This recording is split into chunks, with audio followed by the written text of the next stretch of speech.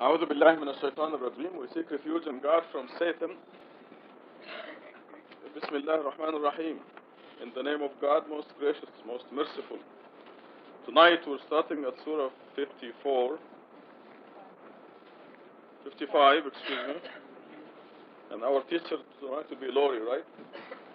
But before we start, I want to make some corrections in my khutbah today. I make some boo-boos sometimes. Sometimes I say things that are not appear to be not very tactful. For example, we have here a great team of cake bringers or cake makers. And when I asked, and Rahima's turn, Lori's turn, I said the best. So they're all great makers of cakes, bringers of cakes. And this appears not to be tactful, but I have to explain to you that each believer is the best. So when I say the best, I'm referring to every single one of them. Because we're all... I hope I don't make it worse. No, honest. Because you people are so special that every one of you is the best. And when I say that, I just want to pay you the highest possible compliment without infringing on the others' properties, that they are the best, each one of them.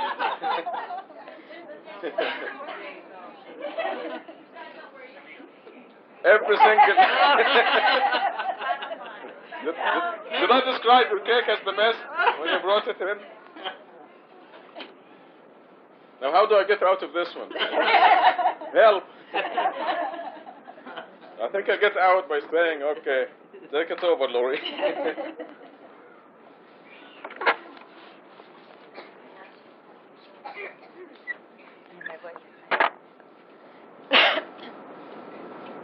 I seek refuge in God from Satan the rejected. In the name of God, most gracious, most merciful. God, most gracious, the one who teaches the Quran, the one who created the human being, the one who taught him how to distinguish right from wrong. The sun and the moon created as timing devices. The stars and the trees prostrate. He raised the heaven and established the balance. You shall not transgress when you weigh. You shall be equitable when you weigh. Do not cheat when you trade. He made the earth for all the people, with fruits and palms with sheaves, with food grains and flowers. Which of your Lord's marvels can you two deny? He created the human from clay like the potters, and created the jinns from blazing fire. Which of your Lord's marvels can you two deny? Lord of the two east and the two west, which of your Lord's marvels can you two deny? He separates the fresh water from the salt water. Between them is a barrier they cannot surmount. Which of your Lord's marvels can you two deny? From the two seas you extract pearls and coral. Which of your Lord's marvels can you two deny? He controls the ships that roam the sea like flags. Which of your Lord's marvels can you two deny? Everyone on earth will perish, but the presence of your Lord will continue. He is the possessor of majesty and honor. Which of your Lord's marvels can you two deny? Everyone in the heavens and the earth implores him. Every day he is in full control. Which of your Lord's marvels can you two deny? We will deal with both of you, the two entities, humans and jinns. Which of your Lord's marvels can you two deny? O you jinns and humans, if you can penetrate the outer limits of the heavens and the earth, then penetrate. You can only penetrate when given authority. Which of your Lord's marvels can you two deny? You will be bombarded with masses of fire and molten metal, and you can never succeed. Which of your Lord's marvels can you two deny?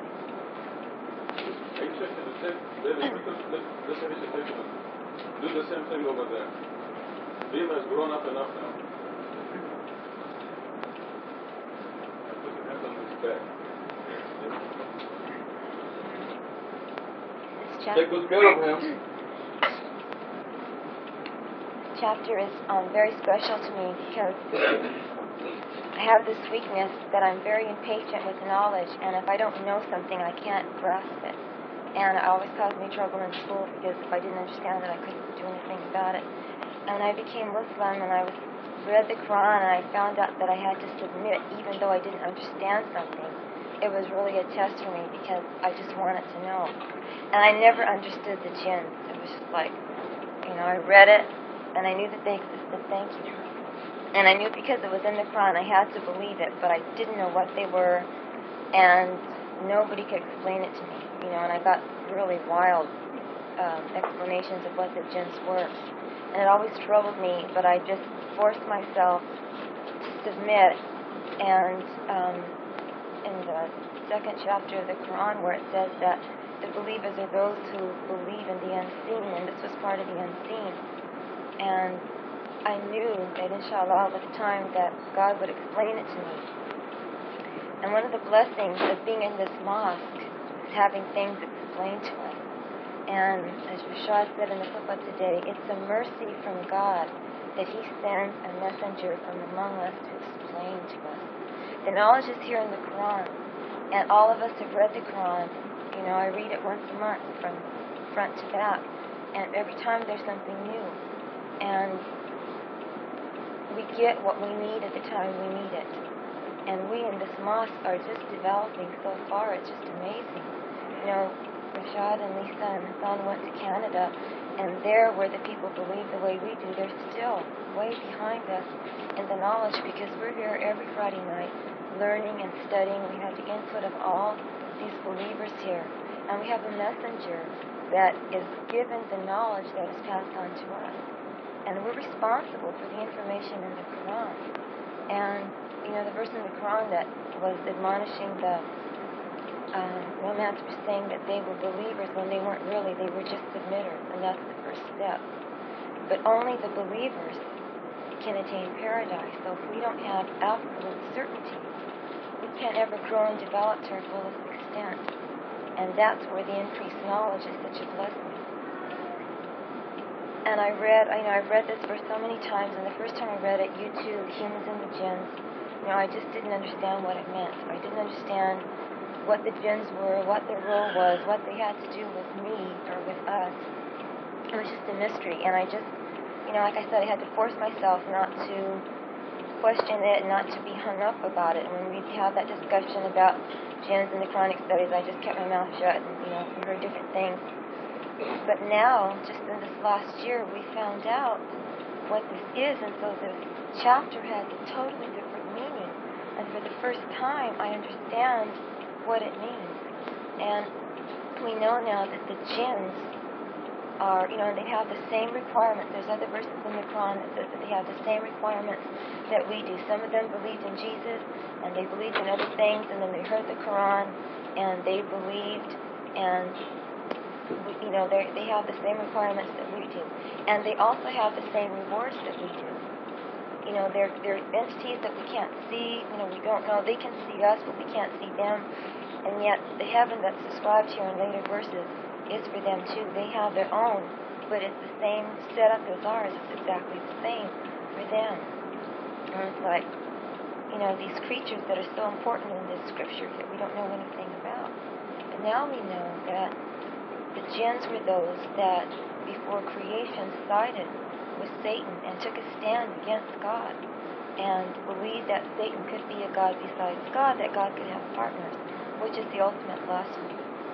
And so they were banished, and they have a chance to redeem themselves as well.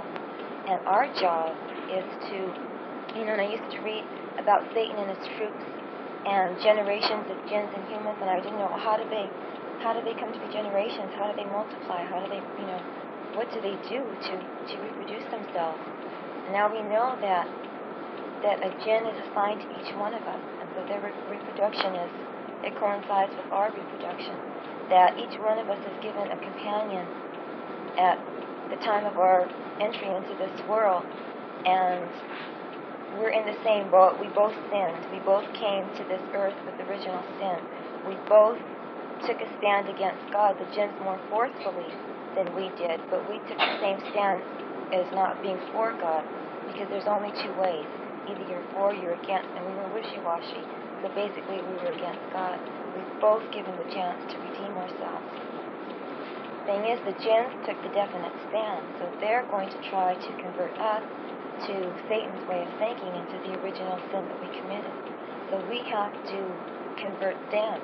So from the time of birth, we're in this constant struggle with our jinn companion to convert them to righteousness and to protect ourselves from falling into the path that they chose.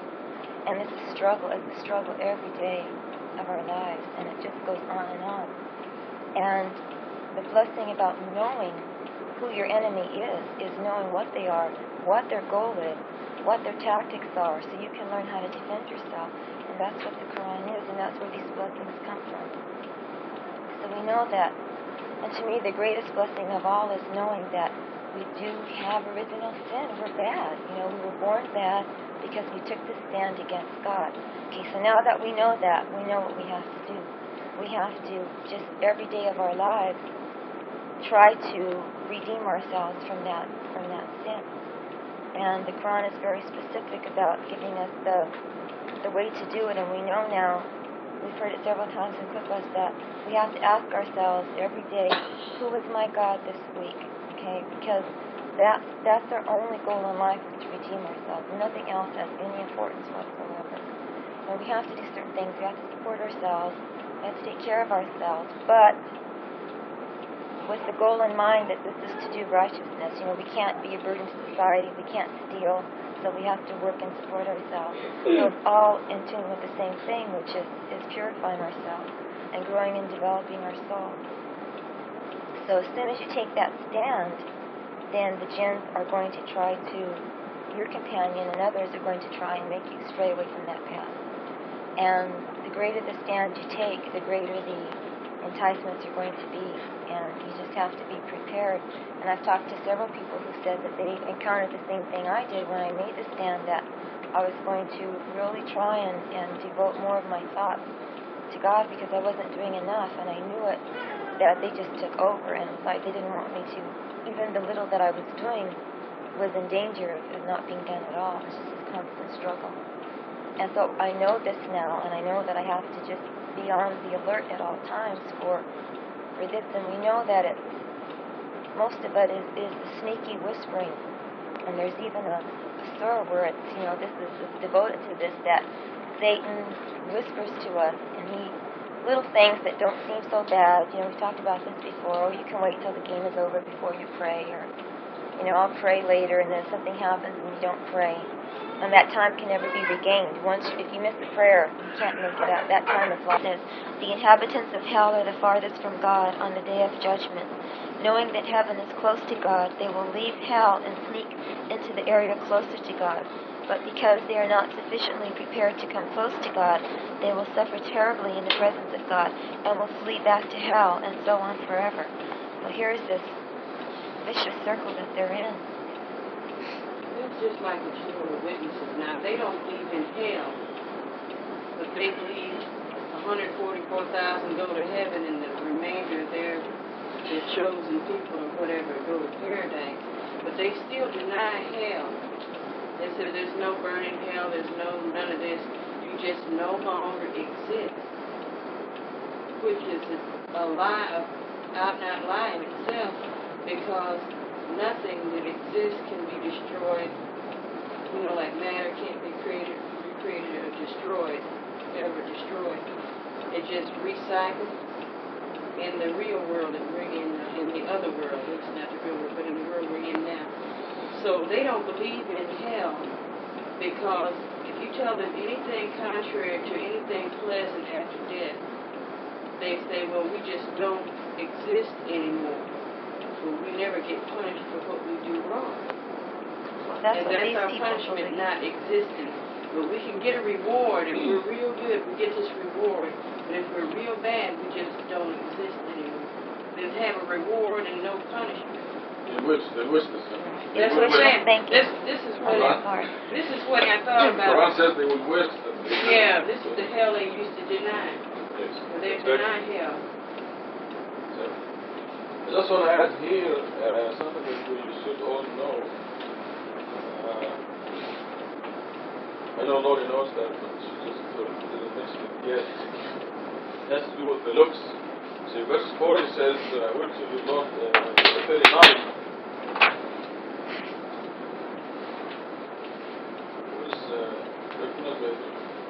will not be asked. Oh, 39, yeah. The humans and the jinns will not be asked about their sins.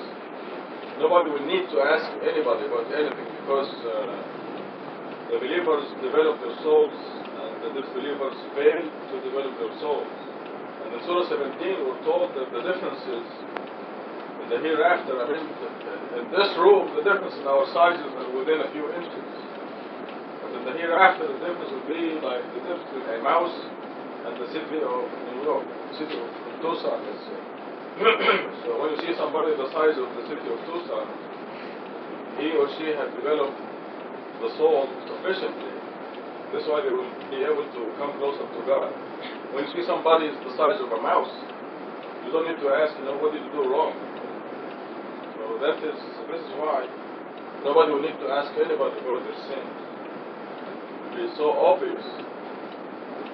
There'll be no question. Also in Surah 17 we're told that everybody will be the judge for him or herself.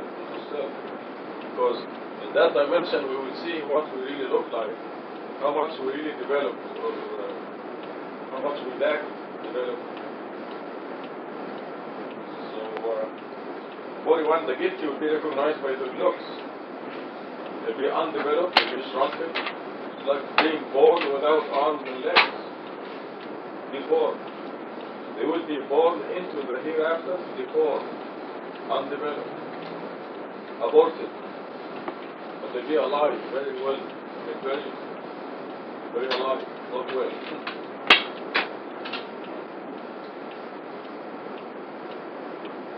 Also, God lets us understand, as Lori explained about 44, how they will try to sneak into heaven and they'll find it worse than hell.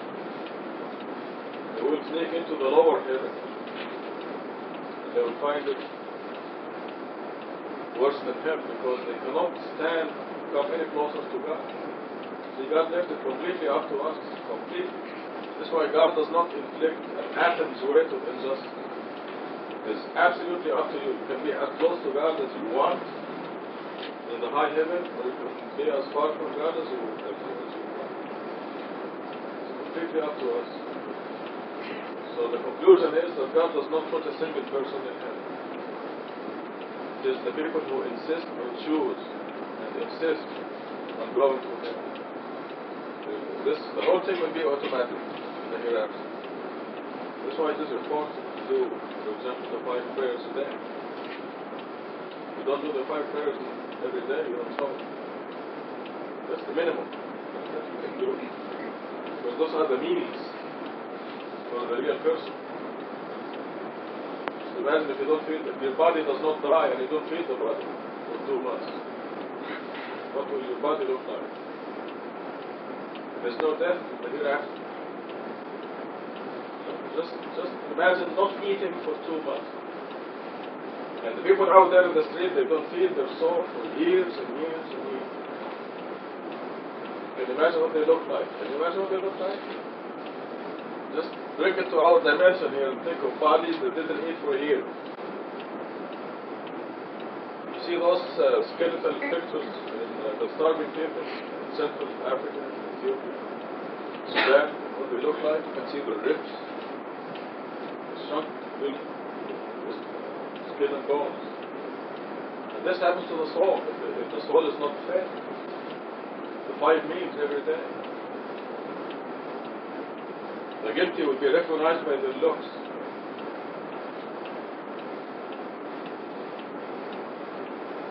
You can tell who is starving in Africa and who is not by looking at them.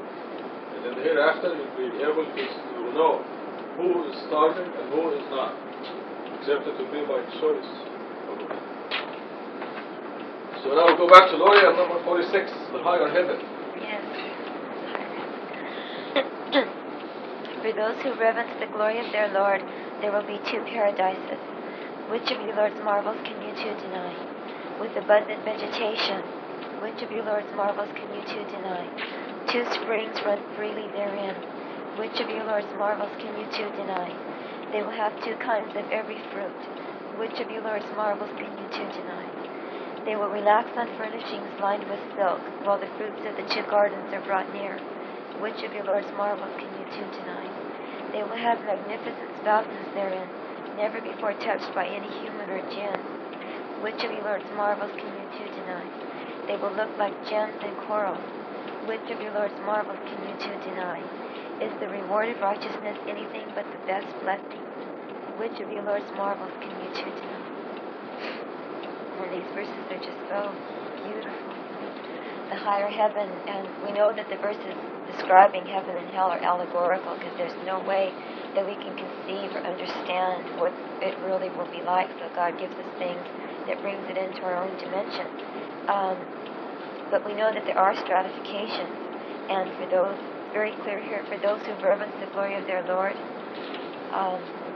who've done everything that they have been able to do, who've developed their souls, who've kept the commandments, who've not set up another God besides God, then God rewards those with the best blessings, and He doesn't have to do it. But there's a verse in the Quran that says that God is appreciative, and that's so incredible to me because He doesn't need us at all. Why should He be appreciative of anything that we do? It's just that He is most gracious, most merciful, and we can't comprehend that kind of mercy because we're bound by our own selfishness and our own desire to succeed and our own concern with our own well-being. We can't imagine that something could be so gracious and so merciful that it could just provide all of these things for us. It's just the ultimate of just leisure, not having to do anything. Everything that you want, every kind of food that you want to eat, and you don't have to do anything. It's just, the springs are running freely, and you don't have to worry about finding a spouse and going through all of these changes, and, they're just there, and you don't have to do anything at all. It's just an incredible mercy. And, what did we have to do in the life to get there? It's like the most incredible, if somebody offered you a deal and said that you buy stock at, 50 cents a share, and in 10 years it'll sell for $1 million a share, and you think, that's impossible. How could anything like that exist? But this is even greater. All we had to do was say our 5 prayers every day, not to have any other gods besides God, which is for our own benefit anyway. God doesn't need us. To do the religious duties that are so simple, to fast for 1 month, which if we know is good for us, it lowers our blood pressure, it gives our kidneys a break. We know that praying is good for us. We know about lubricating the joints and combating arthritis. All of these things that are done for our benefit anyway, and just in exchange for doing that, we get this unbelievable, this paradise that is beyond our wildest dreams. And we know that it's even greater than this, because this is just something that God gives us, which is to our limited ability to perceive anything. What God has in store for us is so much greater. In fact, we're told in the Quran that we can't even imagine what is in store for us as a reward for doing what we're supposed to do in the first place. It's just incredible mercy. And, we've talked about this before sometimes. Well, the lower heaven isn't that bad either. When we read the next verses, you'll see. But the picture here, when there's not that great a difference, is that we know that the higher heaven just means that we'll be closer to God. And that's the only understanding that we really need to have, is that we'll be closer to God. And the further away from Him we are, the more miserable we'll be. So even though we'll be in paradise in a lower heaven, it won't be the same. And then the next verse is the lower heaven, starting with 62. The next surah, inshallah, will tell us who goes to the high heaven and who goes to the low heaven, very specifically. And our teacher will be Naghmeh, Friday. Surah 56, Naghmeh. I can note it.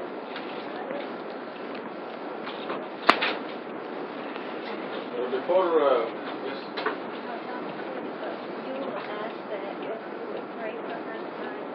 Left his virus and really a bad cough, and doctor said she had the baby right now. We'll be back with the baby. nothing bad will happen to her. So I'm going to recite Al-Fatiha for Yula and her baby. And I'm going to recite Al-Fatiha also ask God to heal Lori, her voice.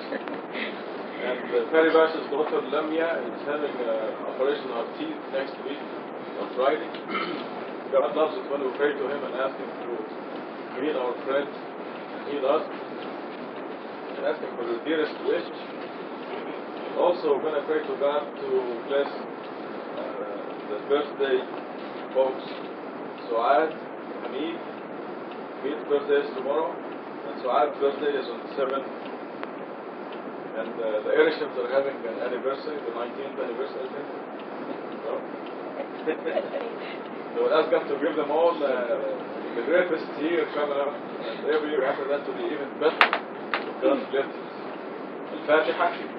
بسم الله الرحمن الرحيم الحمد لله رب العالمين الرحمن الرحيم مالك يوم الدين إياك نعبد وإياك نستعين اهدنا الصراط المستقيم صراط الذين أنعمت عليهم غير المغضوب عليهم ولا الضالين. Also ask us to bless Sherry and keep our friend forever.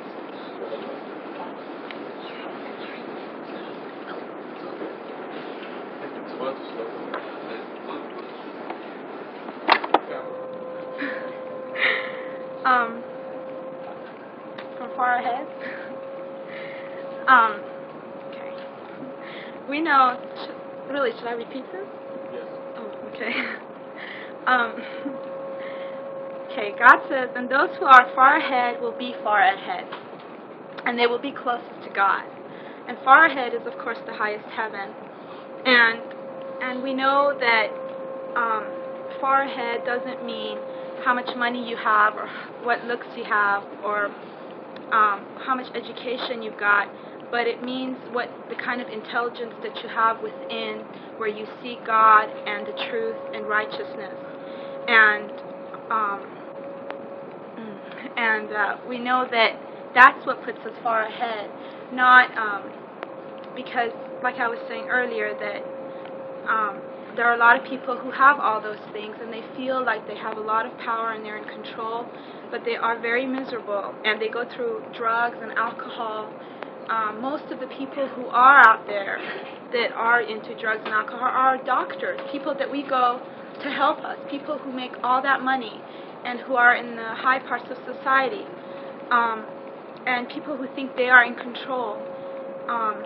Not that every doctor is bad or anything like that, but that power has a lot of times led to trouble because people are not righteous enough and they don't see and they don't open their hearts and they don't let go of that ego enough to understand that if you use your power with God's will, then maybe you'll get somewhere. But other than that, you don't get anywhere. Maybe here for a while, like God says, I'll let them enjoy this life for a while, but just for a while. And we know that there are people who don't have those things, yet their lives are very calm and very fulfilled. And also, as I was saying earlier, is that the Quran has taught us that God is in full control of our money, of what we look like, of how our lives are, the thread that we walk into our lives. And it seems pretty unfair that God would choose some people to have money and looks and put them in heaven because of that. But what makes more sense is that God has given every one of us, no matter what standards we have, He has given us that freedom of choice, which makes us equal and makes us the wise ones if we seek to choose the right path. And that's where we'll be if we do the commandments in the Quran. If the people of Jesus or Moses' time did everything that they brought down through the Bible or the Torah, and if they did those things, then they will be in the far heavens. And of course we know that this is the most complete, the prayers and the fasting and the charity and belief in God alone and the hereafter and working righteousness, and God willing will that'll put us far ahead and make us sovereigns on earth, no matter how much money or anything we have. And a lot of times I think that's really hard to understand, and a lot of times we get bogged down. I know I do, like when I see someone, who has cute clothes on or is really pretty or something like that, and you just have to step back and think and say, that's not important. You have what God thought was good for you. Enough about that. Okay. God says that you'll be in the gardens of bliss. Multitudes from the early generations. Gardens of bliss is, of course, heaven. Multitudes from the early generations. We have a footnote that says, the early generations of Muslims were characterized by following the Quran, the whole Quran, and nothing but the Quran. 250 years after the Prophet, Hadith and Sunnah appeared, followed by the various schools of jurisprudence. This marked the progressive deterioration of the Muslim nation. This tells us the early generations, those are the people that had the big prophets. Those are the ones who had the messengers. And, well, we have messengers too, but it just seems like then it seemed like it was more in people's lives. Now it seems like technology has taken our lives so much that people don't think about God actually sending angels down or messengers down or miracles down. But so those people who did follow the exact correct way were in the early generations, and there are some people now. But right now it seems like we just need more and more and more proof to make us be disciplined enough to understand.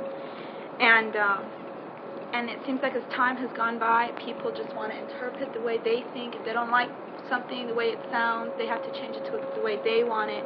And that just makes a lot of conflict. And thank God that's why we have the Quran, which is so easy to understand. And God says it's easy to memorize and understand.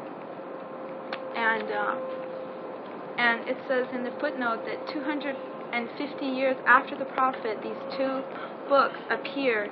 And we know that these two books are the books that have all the traditions, the things that are totally contradictory to the Quran. And these people are so blind that they don't even sit down to compare, to understand and see that it is contradictory to what their prophet that they idolize brought down. Number 14. But only a few from the later generations. And this again tells us that it's just the later it gets, the harder it is for people to understand and to follow, and they're so bogged down by the material things of this life that it's too hard for them to be religious and to do 5 daily prayers and or fast for a month. They couldn't see that at all, and so it seems like it is harder. And I guess now we have all the prayer and we have all the 5 commandments.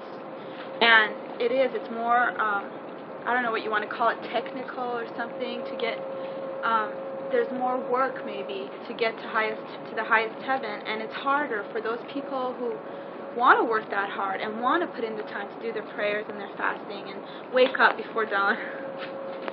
and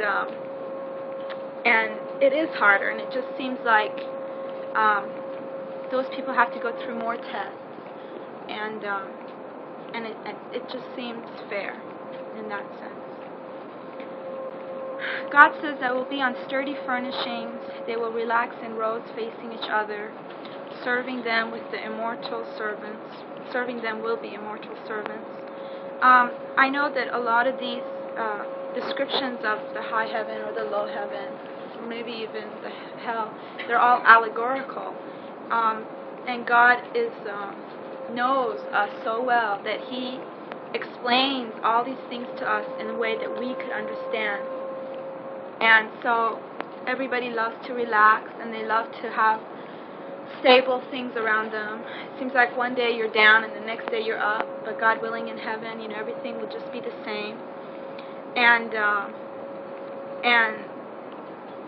it says serving them will be immortal servants. We'll have people serving us.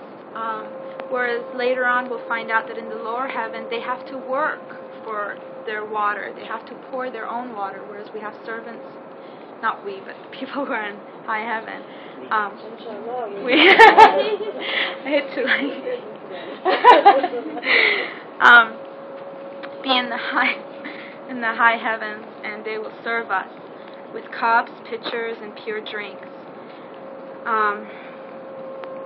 So it just shows that we're just going to have to do less work. The more work we do now, the less work we'll do then.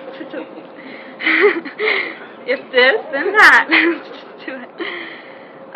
They are never diverted therefrom, nor deprived, which is great because we know being here as humans and being weak like humans, we have a tendency to be diverted, but thank God we're pinched here and there, and we learn. The ones that want to learn, they learn, but we do get diverted. But there, God says you won't be diverted, and we won't be deprived. So I won't have to look at anyone and say, oh, she's too cute. With what? Oh, me? Does this mean that when you said they won't be diverted or deprived, doesn't that mean the absence of anything satanic? Because Satan was the one who diverted Adam and Eve and deprived them of their garden there. So there won't be any Satan in heaven to divert you from your reward or deprive you from it. Yes, great. With fruits of their choice, so whatever we want, and meat of birds that they desire, anything we choose, anything we desire, and magnificent spouses. We won't have spouses like we could have on earth, but I guess maybe it could mean that since people supposedly love their spouses, then they can love up there just the same and more. And they won't have to go through any kind of troubles. It says that God describes them as precious pearls, and which is again wonderful. This is the recompense of their works, which shows us that the more righteousness you are, and the more work towards goodness that you do, the better you will be treated in heaven, and the more you can have. They will hear no vain talk therein, nor sin. Only utterances of peace, peace. I know that in the Quran it says believers should not commit gross sin, or they should stay away from sin. Yet God says that He understands that we do get diverted sometimes, and it says that we shouldn't sit around tables where people are talking rumors, and that if we sit with them, we are just as guilty, and that we should get up and leave. And if we don't, we stay by mistake, then get up and leave when you remember and repent. And that we shouldn't speak behind each other's backs and things like that. But I think that a lot of times, especially when you're groups of people, things like that, you do fall into all that. You do fall into rumors, and it just seems like when people get into a group, they disagree on so many things. It's like they say, don't talk about religion, don't talk about government, don't talk about, I don't know what else, but they'll talk about rumors, because it's the one thing that seems like a group of people just really understand together. They really have fun with it, and they don't have fun if they disagree on religion. People want to kill each other if they talk about government or religion or discrimination or racism or anything like that. But rumors, it seems like it's an easy topic, and it'll get people to be friendly with one another, and it'll pass time. But up there, we won't have to stoop that low, and again, Satan won't be there to take us that way and make us forget. There won't be no sin. There will be no sin, and there will be no vain talk, but there will be just peace and happiness, and God willing, we'll be there. Any questions? Verse 15, I have some very good news for you. Not flattering you, but you're very, very special people. You've got to go to the highest heaven. I'm going to explain to you why. When Abraham started the religion of Islam, according to God's instructions, he and the people around him were worshipping God alone. And as time went by, Satan sneakily, gradually added idol worship until the time of Muhammad came, some centuries later. By the time Muhammad came, they were worshipping lots of idols. Lat, Manat, Uzza, and all that. They were in the Kaaba that Abraham built. And you've read how many verses in the Quran that say Abraham was never an idol worshipper. Yet there is the Kaaba that he built that was full of idols. And then God renewed the message, sent the Quran to Muhammad, and sent Muhammad to tell the people the idols are bad, worship God alone, worship God alone. So what happened? And Muhammad and his company were persecuted severely. They threw on them all kinds of dirt and thorns. Then they banished them when they grew. There were about 10 or 15 people for about 3 years. Then they grew to about maybe 25 or 30 people. Then they thought they were getting too strong, so they banished them out of Mecca, boycotted them. And those people were abused. So those have to have a special place in heaven. They went against the current. They were worshipping God alone in an ocean of idolatry. You can easily see that they are very special people. They will be in the highest place in the high heaven, because even within the high heaven and the low heaven will be ranks. Okay, now, 20 years ago, you see how it says here to you from the later generations? Now, these are later generations after Muhammad. 1400 years after Muhammad, there is not a single mosque in the Muslim world that was worshipping God alone, that is upholding the commandment, the mosque belongs to God, we should not mention other names of God. And then God renewed the message right now. And the message went loud and clear, ringing throughout the whole world: worship God alone, say La ilaha illallah, not La ilaha illallah Muhammad Rasulullah. And devote yourselves to God alone, uphold the commandments of the Quran, purify your worship, your prayer is wrong, your fasting is wrong, your zakat is wrong. These are all blessings from God that He sent to our generation.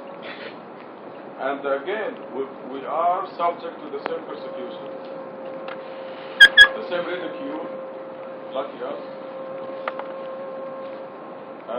Yours truly cannot go into any country in the Middle East. I'll be shot within 24 hours. Just symbolize this. And if you go to the Middle East, you better disown me. I'm asking you to do that. I mean, God says, even disown God if you are under those circumstances, as long as your heart is filled with faith. If you don't want to get in trouble, you better tell them, I don't know Rashad Khalifa. But this is, you are a very, very special people. You've gone through the mill, ridicule, and mocking. Today, Tasneem calls me from New York, and she was talking to some relatives of her in Chicago, who are very active in the so-called Islamic Center. And she told them, I'm devoting myself to God alone. I only say La ilaha illallah. And guess what they said? They said Tasneem went to the dogs. She's worshipping God alone. I mean, this is ridicule, right? They ridicule her. You know, you're saying La ilaha illallah, you're saying worship God alone. You mean God alone? Is that all you have, God? I mean, do you see the logic? They're ridiculing her. Mahmoud was working the other night, and some so-called Muslims walked in the store, and they saw the label says Muhammad or Mahmoud on the label. He said, are you a Muslim? He said, yes. They said, how come we don't see you at the mosque? He said, how come I don't see you at the mosque? So they said, oh, you mean you go to that mosque? That's the mosque that worships God alone, right? Now Noah, if you remember in the Quran, Noah said, because Noah was building the ark with the flat float, whatever you call it, water raft, and they were laughing at him, and he told them, he said, you're laughing at me, but I'm really laughing at you. And that's what Mahmoud actually was doing in the store. Because they said, oh, we never believe in mathematics. Now listen to that statement. Now, on that day, they probably had an exam in calculus, right? At university. And they had to follow the formulas and the equations, and otherwise they're flunk. So they believe in mathematics, but if it comes to God and the Quran and worshiping God alone, they don't believe in mathematics. So they were looking at Mahmoud, ridiculing him, and of course, in his heart, he knows poor souls. Just like Noah, he was ridiculing them. Just like he was laughing at them, just like they were laughing at him. But this makes Mahmoud a very special person. This is what it means, multitudes from the early generations. We are the first generation of renewing the message. And we see it very clearly. Every one of us is in the light, and we can see it.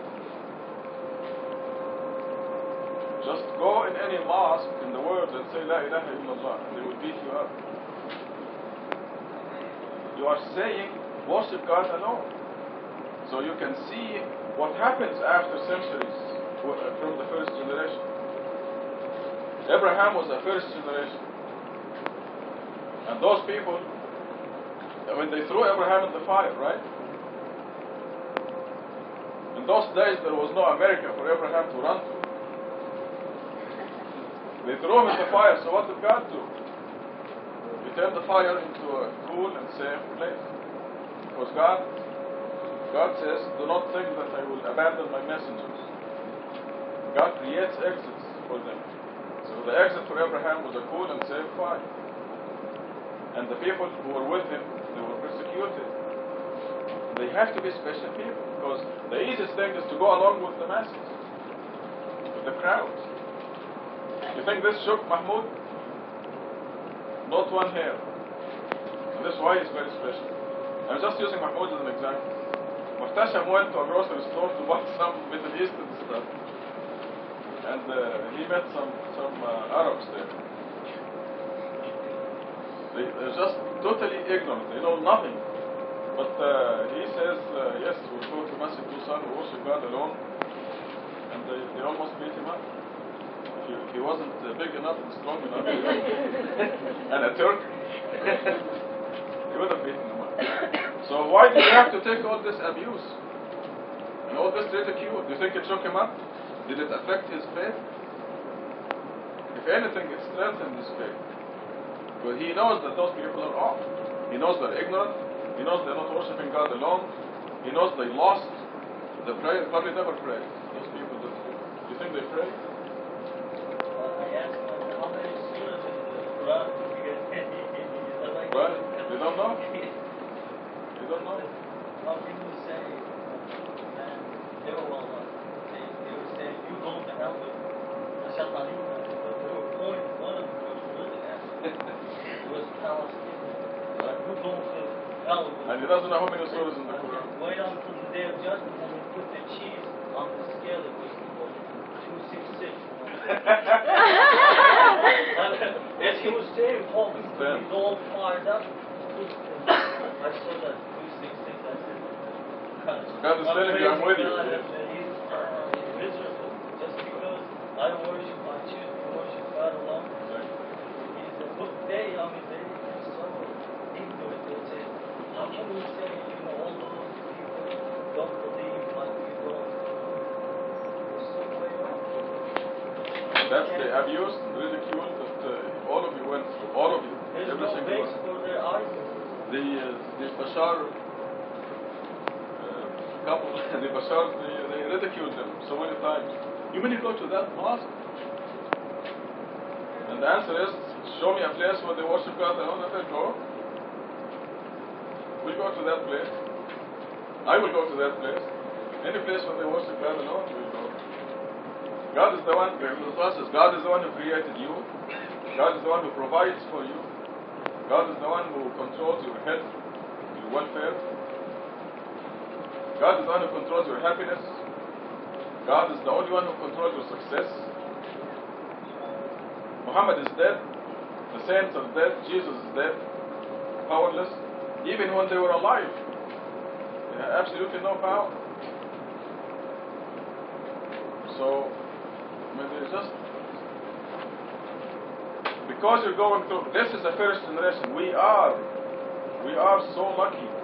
We are a first generation, just like Abraham's generation, Muhammad's generation. Muhammad's generations went through the ridicule, the abuse, and they had to leave their city, Mecca, and go to Medina. The persecution they went through. Because of this, God reserves a special place for them.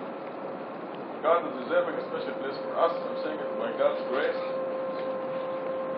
So I have this very good news for you. Because you fit here in verse 15, multitudes from the early generations. In 50 years, I assure you, in 50 years, there will be millions of people worshiping God alone and upholding the Quran alone and praying the correct way. Millions. In just 50 years. But they will be following the crowd. They cannot be like you. They will be protected by their numbers. Right in this location, right here, there will be thousands on this block, in this mosque. And they'll be powerful, the people jumping on the wagons. But they don't deserve the same position or the same credit as you.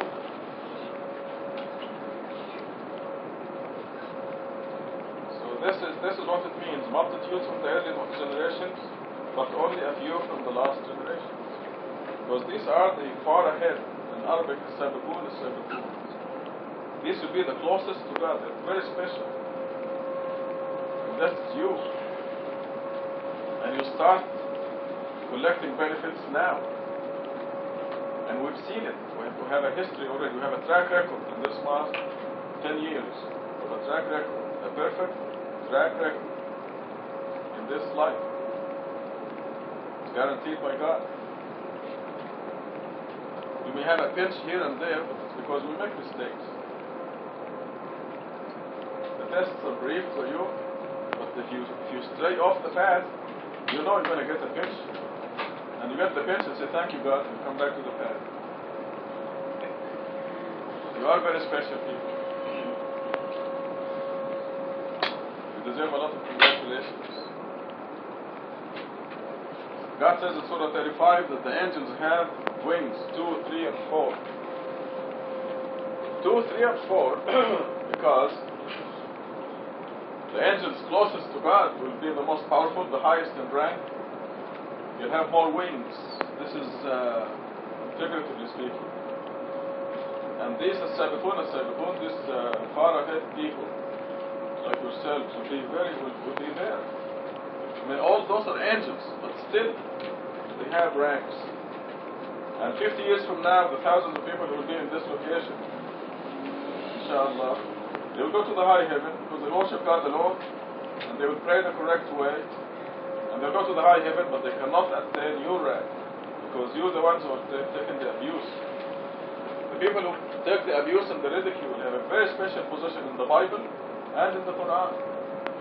I had a little thing there hanging there for a while that says, congratulations to those who are persecuted. But the prophets also have been persecuted. Remember that verse? I had it hanging there. And this is God telling you congratulations. The Bible. So we are very, very lucky, and I'm stressing. I keep stressing this because I cannot stress it enough. Just so we can thank God, so we can be appreciative, so you know who you are. Satan will always put doubts in your mind. Always will tell you you're nobody. He hates your guts. Okay. Because he's going to be deep, deep in hell. You hear that, man? You were asking about Satan in the hereafter? He will not be in heaven, no. He will not even come close. He and his troops will be way deep down in the lowest pit of hell. And he'll be beating them and they'll be beating him. You're going to spend eternity doing that. So he will try to tell you you're a nobody, but you speak back to him. Tell him, I believe God. And I believe that I am in this group, multitudes from the early generations. Because this is a first generation. I mean, I couldn't believe it myself. For a long time I said, it couldn't be just It's just us here worshiping God alone. There must be millions in the world. But I discovered that I'm naive, that the human being is really bad. I was talking to my nephew, Sharif, in Egypt. And he says, I'm the only one in Egypt. He really is a believer. And you can tell the people who believe, because they are in the light, they understand. And he's the only one that I know in Egypt that is really a believer. Inshallah, he will come to the conference. He's only 20. He was born 2 weeks before birth. And he's the only believer in all of Egypt. I mean, I was really naive. I mean, I said there must be millions in Egypt who worship God alone. Nope. Wrong. So that's why I'm speaking so strongly. I'm telling you, you're very special. And when Satan tells you you're not, you tell him to shut up. You're very special. This is the verse that talks about you. Congratulations. Yes.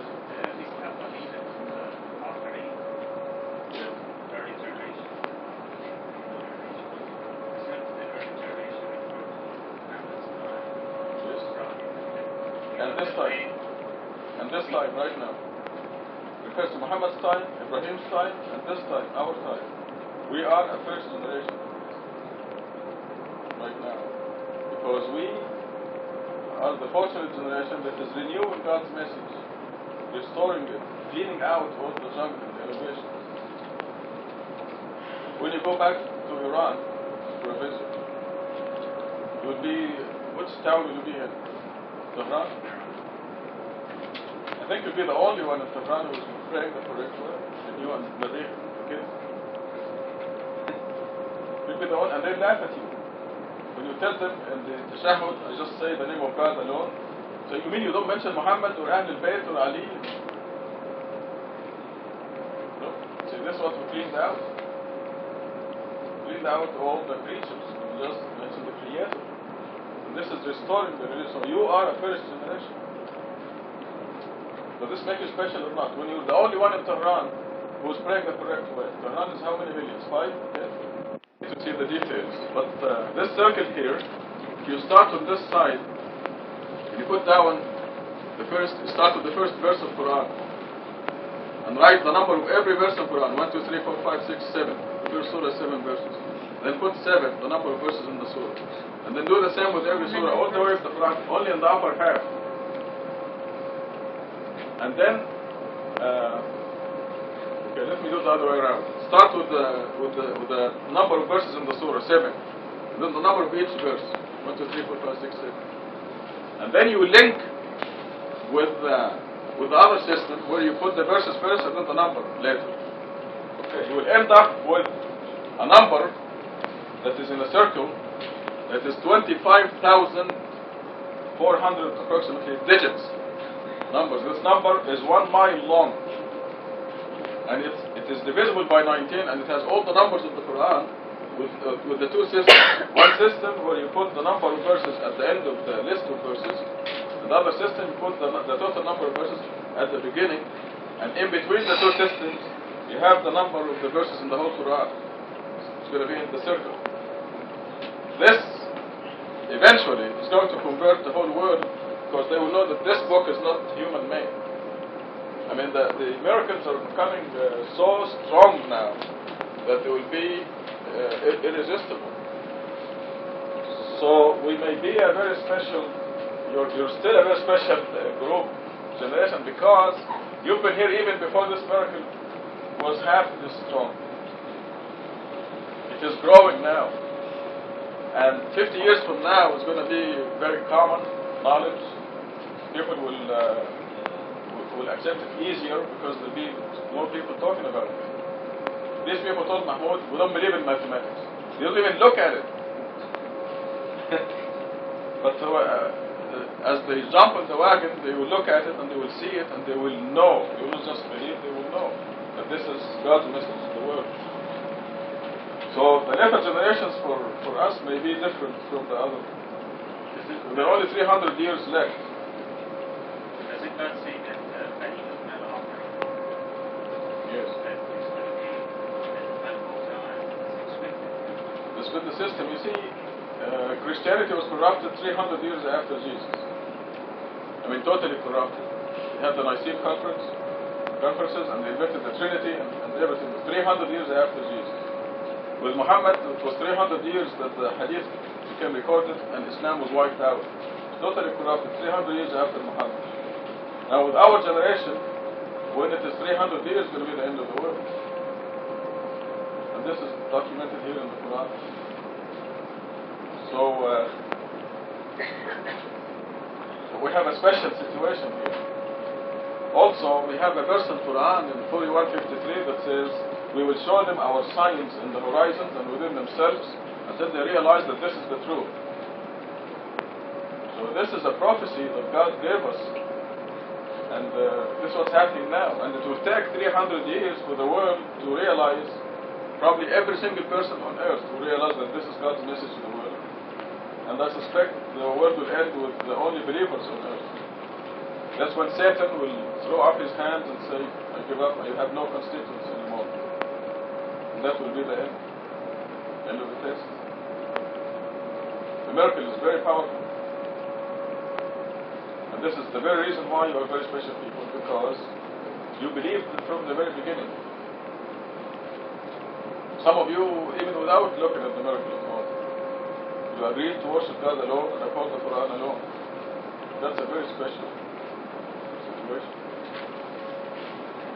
I stopped the show from Naghmeh for a while. I thought it was very important. I wanted you to know who you are.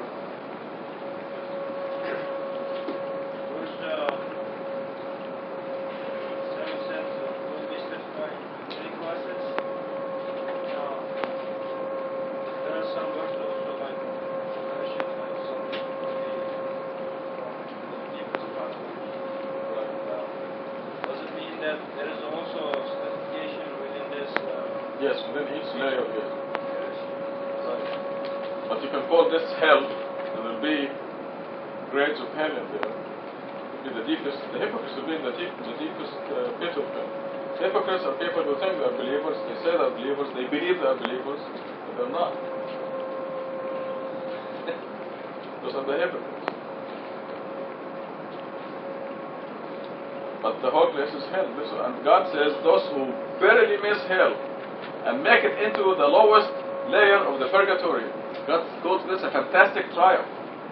Because if you miss this thing called hell, within which there are strata, different layers. The same with the lower heaven and the same with the high heaven. Because the people in the purgatory, they cannot go much higher, but they are fantastically happy. They are in heaven. And within heaven, like I said, there will be a line beyond which you cannot go. These are natural borders. Your growth and development will decide that. You know, every time you get abuse and ridicule, you grow immensely. That's why Mahmoud came out smiling out of that episode. So that Mahtasha, Gatul comes across those once in a while. I have one right in law school. Yes. He's not going to law school, but he works in the library. God, one time he went like this, so almost hit me. Because you worship God alone, right? And he was like, Dr. Khalifa says that it's okay for you to repent. Muslims don't have the right to repent. And I'm like, excuse me? That's exactly what he said. He says, God doesn't tell us we have the right to repent, and he tells us that you can repent 100 times. And I'm like, of course you can. Without repenting, we'll all go to hell. Are you kidding? I guess I never read it. Oh, so many other things. And he's like, you need a Muslim husband who'll teach you how it is. And I said, I'll teach him how it is. So yeah, if I beat him too. That's what he needs. I said, I'll teach him. Yeah. Let me tell you the kind of ridicule and the kind of stupidity they have. I have it on tape here. This fellow came from Denver, Colorado, and he wants to talk to me. So I said, if we have any basis for talking, I will talk to you. And I said, anyway, the conversation ended by me challenging him to say La ilaha illallah. I'm really convinced they cannot do it. I mean, I really know this now. Sam was listening. I told them, you are forbidden by God from saying La ilaha illallah. He said, are you crazy or something? Of course I can say La ilaha illallah. So he said, go ahead, say it. Say it. Remember? And he would say, La ilaha illallah, Muhammad Rasulullah. I said, see, you cannot say it, can you? He said, of course I can say it. I said, go ahead, say it. Say, La ilaha illallah, Muhammad Rasulullah. I said, see, you just proved to me that you cannot say La ilaha illallah, can you? Because you are forbidden by God. I mean, here I'm challenging this guy to say La ilaha illallah, and he cannot say it. I have it all recorded on the tape. Now, so this is a fellow. I kept challenging, and I guess he got so mad. So a half hour later, he called and he said, "I'm going to bring a gun and kill you tonight." Yeah, I have it on tape. So now he's so stupid because he talks to the machine, he's recording it, straight, along with his phone number and everything. So of course I called the police went and paid him a visit. But that's how stupid, how angry he can. Would you threaten somebody and record it in the machine?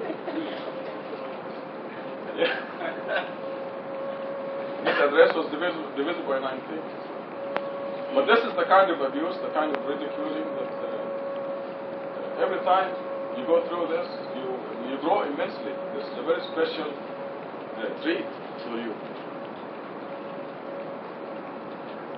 If Naghmeh and Alfatehe did not have the courage, they would have quit long time ago. I mean, from cousins to brothers to uncles, relatives, aunts, everywhere, friends. So ridiculing them. Look at them. Steady, persevering. You are sick, ridiculous. God takes the believers out of darkness into the light. And how can you go back to darkness after you're in the light?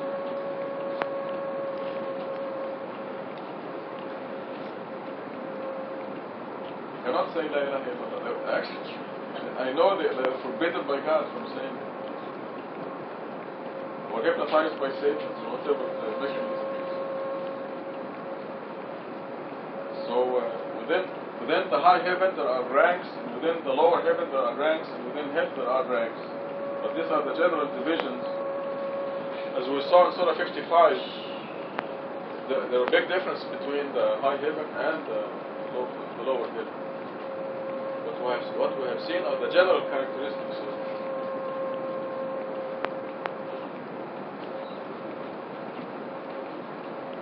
Congratulations. Yes, sure. Is it Quran that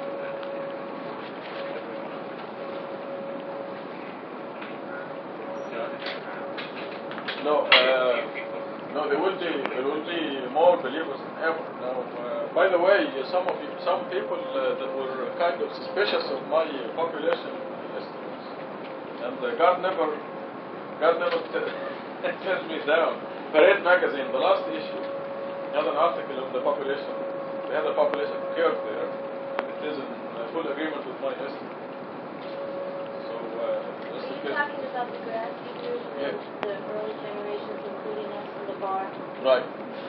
Because I showed that the people from now to the end of the world will be 15 times as many as the people from the beginning of Adam until now. In other words, the vast majority of the human race are getting the message that our generation is beginning right now. We're starting a message of worshiping God alone, upholding God's word alone, and this is the message that God wills for the vast majority of the human race. 70 billion people. See, up till now we had 6 billion people. From now to the end of the world, it is projected that we'll have 70 billion people. Now, to answer Dr. Sabahi's question, the verse in the Quran says, it doesn't say that everyone will be a believer, but it says, I will show them my science until they realize this is the truth. So, prophecy is God will spread His signs until everybody becomes not everybody, maybe everybody, but at least almost everybody will be a believer. The miracles that we are seeing now, and they have all discovered the people connected with us, the people who believe exactly like we do. And this is an exclusivity. This is a very strong sign. And these miracles will be known by everybody. I'm telling you, in 50 years, there will be millions of people worshiping God alone and following the Quran alone. Millions, just 50 years, maybe less. You know what I was going to say also is that it's not only that we're going to have more people later who are going to be seeing these miracles, but also there's another mercy, I think, from God in that the old generation, there might not have been as many people as we're going to have, but the lifespan then was, 35 or 40 years old. Women died in labor. If there was the wars between Spain and, the Europe and stuff, they were all young people. And so, it seems like there was mercy there, too, because they're all young and they died young. Yeah, and they're right. And I think that's... Go ahead. Should I go? Okay, the lower heaven. 27. As for the inhabitants of the right side, they will be on the right side. They will enjoy lush orchards and fresh fruits and abundant shade and water to be poured and many fruits always in season and exalted furnishings. We raise spouses for them, never previously touched, magnificent companions, exclusively reserved for inhabitants of the right side, multitudes from the early generations and multitudes from the later generations. Okay, number 27. This we see the difference between this is from the far ahead to the right side. And, we've said it over and over again. Well, we know that the people who die before the age of 40 go in the lower heaven. And we know that the basic rules in the Quran to make the lower heaven is to believe in God alone, to work righteousness, and to believe in the hereafter. And those people will make it. And the right side just sounds so right. Because, first of all, like we know from, the joke that we always play is that God knows everything. God knows the one who is really, really, really mean and bad. And He will keep them until they're old. But the ones who die before they are 40, obviously God knew that there was something right about them. And just because, their life was shorter than ours doesn't mean that it was any kind of bad, thing from God's position, but that maybe they were going to prove a test for their family or whatever, but that the thing is that God knew they were on the right side. And God tells us that at the age of 40, before the age of 40, they go to the lower heaven, and it just makes sense that those are the people who died before that age, and plus of the tests and things for our families. But they are still, they're still protected. And so if you're on the right side here, you'll be on the right side there. You won't be up at the top of the people who really tried hard, but you'll be there. And also, I think a lot of times, there are a lot of people who believe in God alone. They believe in the hereafter, and they work righteousness. But it's just way too difficult to ask them to do anything else. They might give charity, but, on their own. I think a lot of people maybe do, but they probably don't even give money or anything but old clothes type of things. But God says He will reward them for the righteous. Right. So it's some kind of charity, but they will not do the prayer. It's too hard. They say, I could see myself doing 1, but 5, and I'm like, you're not doing any, God doesn't need you to be doing this. It's for us, and you're not doing any favors for God for doing your prayer, but that it's a favor for us. And over all that, to think 25 minutes maybe out of your whole day, 24 hours, is really nothing. And I hate to think of it as that, but sometimes it just brings you down to saying that. But anyways. You're living on diet tips.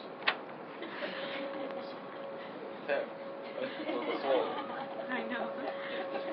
So, but I guess they're just right on. The prayers are meat. When they say one prayer, maybe, but not five. This means it's like saying, I just had breakfast. Yeah. Nothing else. It's private themselves. But whatever righteous thing, work they do, they get rewarded for. Again, we're going to hear some allegorical things.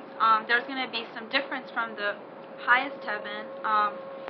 There's going to be shade and there's going to be fresh fruits, but doesn't say what they choose, doesn't say what they desire, but there will be fresh fruit. And it says in water to be poured, which means poured, I guess, from them, because it doesn't say that they will have servants. So that means a little bit more work for those people. But they will be taken care of, basically. I don't understand why it says here we will raise spouses for them, but in the other one it says that they will automatically have, magnificent spouses. What's the difference between raising spouses for the right people? It's like you can go to the market and get an ear of corn, or you can put a seed in there and watch it grow until it's an ear of corn. That is I mean, it makes sense. Yes, that's different. That is great. Okay.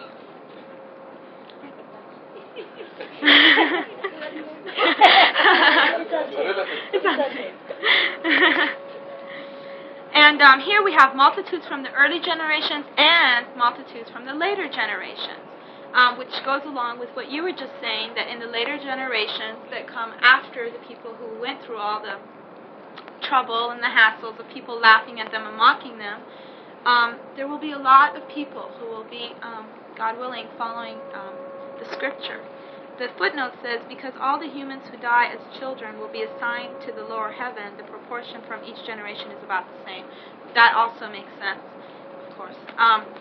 So we just know that, multitudes from the early generations, that could be the people who, the younger, the ones who died before the age of 40, because in the earlier generations, they died at a young age, and then the multitudes from the later generations could be the ones, all the people who follow us.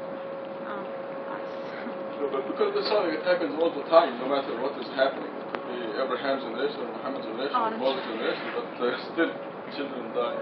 Yeah. Accidents, people die before 40, and so this is happening continuously.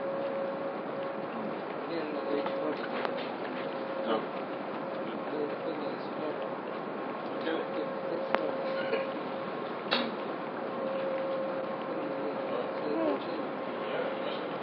Is there.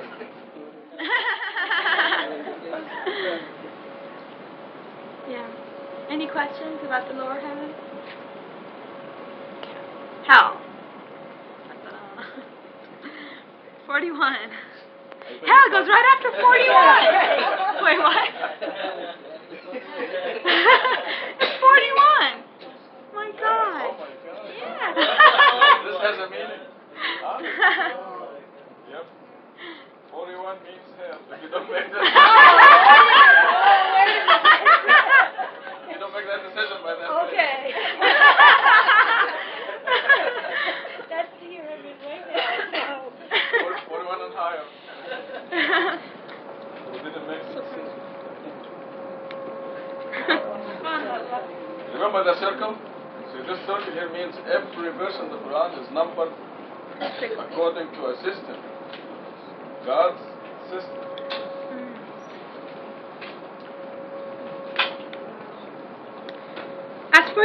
Shall I go on? As for the inhabitants of the left, they will be on the left. If you don't work righteousness, you don't believe in God alone, you don't do the commandments, you don't listen to your inner intuition to believe in God and work righteousness, then you will be exactly where you deserve to be, which is hell, which is the left side. Oh, I'm sorry. If you go to the surah that we looked at last week, we also talked about hell. It's 41. Oh my God. Oh my God.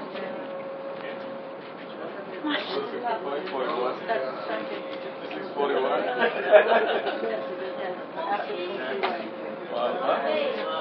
378. 378. There has been any doubt. Let there be no doubt, folks. 40. 40 is the cut-off point. We're like the people on Noah's Ark, or people walking through the sea, with Moses. God, we're just like those people. So wonderful. In ill winds and retribution, in shade that actually burns, never cool, never tolerable. They used to be spoiled. They insisted on the great blasphemy. They used to say, after we die and become dust and bones, do we get resurrected? Even our early ancestors say, the early generations and the late generations will be gathered together on a predetermined day. Then you, O strayers and disbelievers, will eat from the trees of bitterness. You will fill your bellies therefrom. Then you will top it with lava. You will ingest drinks of humiliation. Such is their position on the day of judgment. We created you, if you could only believe. Do you see the semen you produce? Is it you who created, or are we the creators? We have designed death for you, and nothing can prevent us from substituting others in your place and establishing what you do not know. I'll stop there. Again, if you don't work righteousness and believe in God alone and everything, then you will be in hell where you deserve to be. Again, allegorically, I believe it very graphically explains to us what it's going to be like in hell. And I don't have to be there to already feel it. And it says that ill winds and retribution, and they will be constantly burning, and they can just never get out, and just it seems sad in a way, but again, God has just put hell, created hell, and we put ourselves in there, and God knows in every scripture it's described what hell is going to be like, and people just don't understand. They don't believe in it.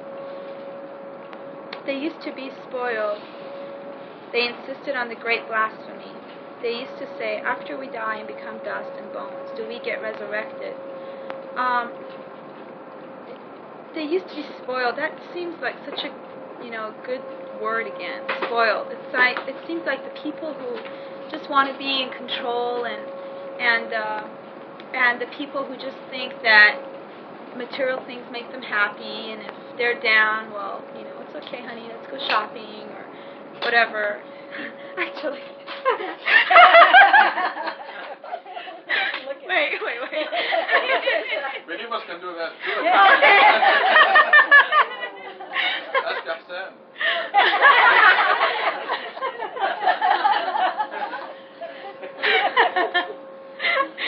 I take that back.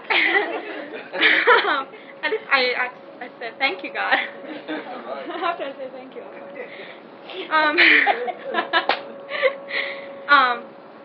well, anyways, those spoiled people who think that they are just in charge and that they can make things better or worse on their own, and they don't need anyone else or anything else, and as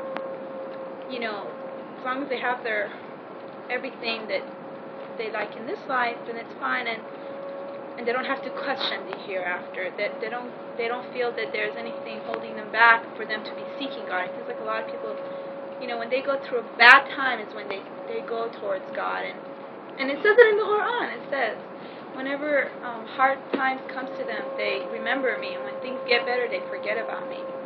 Those are bad weather friends. In the new translation, bad weather friends. When they are about to drown or the plane is in trouble, they remember God. Only when it is situation is bad. Yeah. And as soon as they land on shore, they forget God. And they just insist on the great blasphemy, no matter how many times maybe hardship falls upon them, how many times they get stuck in the Black Sea or whatever, they still might go back. Well, the people who are in hell, they do, but some people And the question, after we die and become dust and bones, do we get resurrected? So many people have troubles with that. About, they'll believe in maybe reincarnation. I went to this comedy club the other day. I have never gone to one before. And so many times they talked about Shirley MacLaine saying that she's going to be, she was in reincarnation. She'll be back. She was an elephant or something in the hereafter, but she will not believe that she could, her soul could be raised, but she'll believe in reincarnation. And so many of these people brought up the same thing, up on the stage. And, but anyway, so they question that too. And God says if you don't believe in the hereafter, one of the pillars of the lower heavens, then that's it. Even our early ancestors, there's no difference. We know that God has sent us prophets and messengers throughout the community and throughout our lives. So whether it's early ancestors or later ancestors, we're all going to be resurrected together, no matter what. Say the early generations and the late generations, just like what I said, will be gathered together on a predetermined day.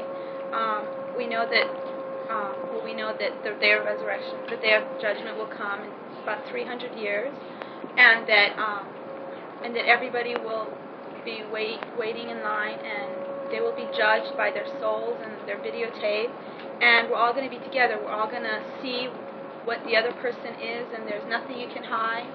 And like it says in the Quran, it says even the ones who are friends will be hating each other on that day, if they didn't work righteousness.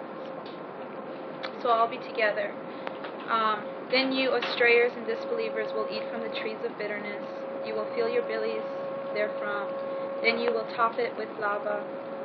You will ingest drinks of humiliation, which again describes everything that they go through and how miserable it would be where your soul is not developed. Such is their position on the day of judgment. We created you if you could only believe.